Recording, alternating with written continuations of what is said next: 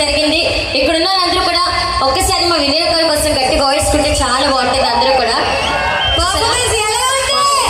ఒకసారి చెప్తే బాగా వింటారు. బంగారం మా వాళ్ళు మాట్లాడాలి, ఊపడానికి టైం పడుతుంది అంతే.